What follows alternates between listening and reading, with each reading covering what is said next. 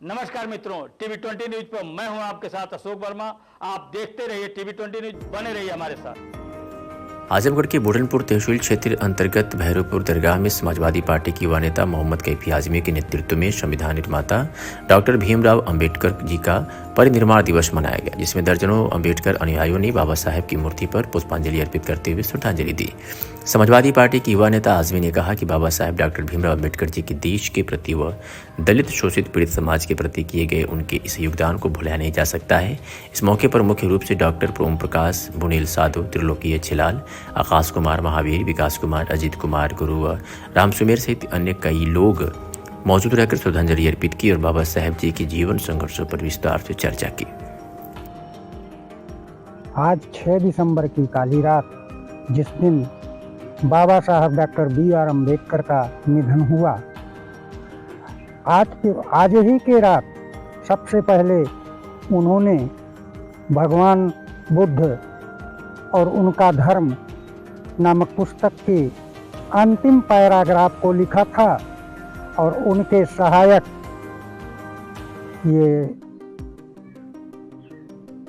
रत्तू साहब, जो उनके सहायक के रूप में थे, उसको टाइप कर रहे थे। टाइप करने में उन्हें बड़ी समय हुई और लगभग 11 बजे वो अपने घर जाते हैं। उसके बाद बाबा साहब सोने के लिए जाते हैं और सोए ही रह जाते हैं।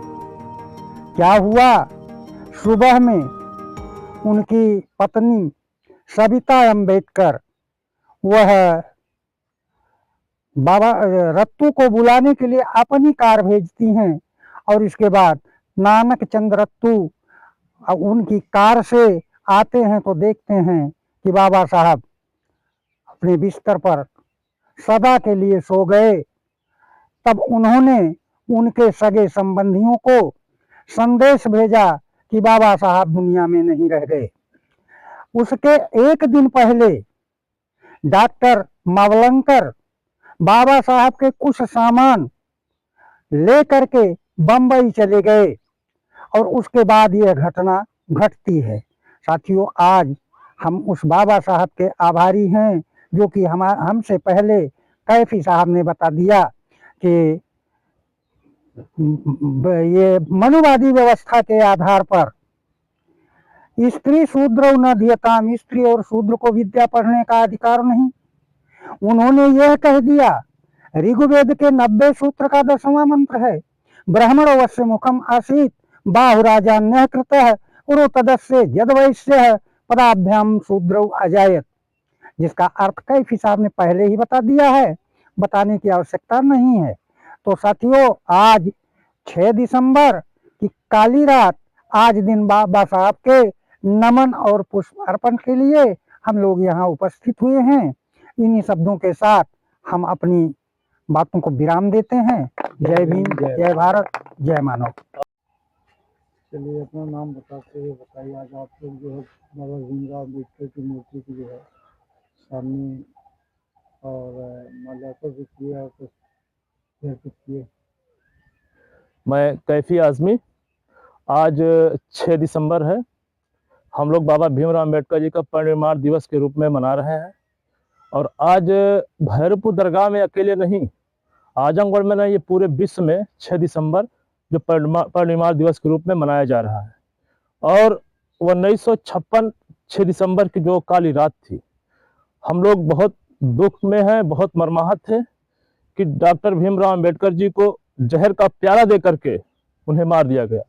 अगर अम्बेडकर जी कुछ दिन और रहे होते इस दुनिया में तो आज दलित और पिछड़ा अल्पसंख्यक जो है प्रताड़ित नहीं होता। लेकिन आज जो भी कुछ हम लोग को मिला है, ये डॉक्टर भीमराव अम्बेडकर जी की देन है। ये हम लोगों के रहबर हैं और हम लोग आजीवन अपना रहबर रहनुमा मानते रहेंगे। Doctor B R. अम्बेडकर जी ने हमको शिक्षा का अधिकार दिया है, हमको पानी पीने का अधिकार दिया है, हम लोगों को चलने का अधिकार दिया है, ऑफिसों में घुसने का अधिकार दिया है। यहाँ तक कि चपरासी से लेकर के राष्ट्रपति तक अगर किसी ने बनाया है दलित समाज को, तो डॉक्टर भीमराव अम्बेडकर जी ने बनाया है, कोई और नहीं बनाया है। अच्छा, आज कह रहे हैं हम लोग को जो है डॉक्टर भीमराव अम्बेडकर जो है, क्या आपके अकेले हैं? डॉक्टर भीमराव अम्बेडकर जी सबके हैं। जब आपको जो है एक धार्मिक किताब लिखने को मिला था तो आपने लिख दिया था दलित जो है पैर से पैदा शूद्र हुआ है और छतरी मुख से हुआ है, छतरी जो है बाਹਾਂ से भुजा से हुआ है और ब्राह्मण मुख से हुआ है और बैस पेट से हुआ है। अब बाबा भीमराव अम्बेडकर जी ने लिख दिया कि सब लोग एक ही जगह से पैदा हुए हैं और चाहे दलित हो, पिछड़ा हो, अगड़ा हो, कोई हो, एक दरखास्त लेकर थाने पे जाता है तो उसकी सुनवाई होती है। और जब देश की आजादी की पहले था, आप लाख अगर आई थाने पे जाइए तो रास्ते में से ही वापस लोग कर देते थे, लेकिन आज कोई वापस नहीं कर रहा। इसलिए नहीं कर रहा, एक बाबा भीमराव अम्बेडकर जी की देन है कि जो कोई रास्ते से वापस नहीं कर पा रहा है। और आज 100 नंबर डायल करिए, 112 डायल करिए, पुलिस आपके दरवाजे पे। ये बाबा भीमराव अम्बेडकर जी की देन है, किसी की देन नहीं है। अगर देन होती तो बाबा भीमराव अम्बेडकर जी गेट के बाहर शिक्षा नहीं लेते।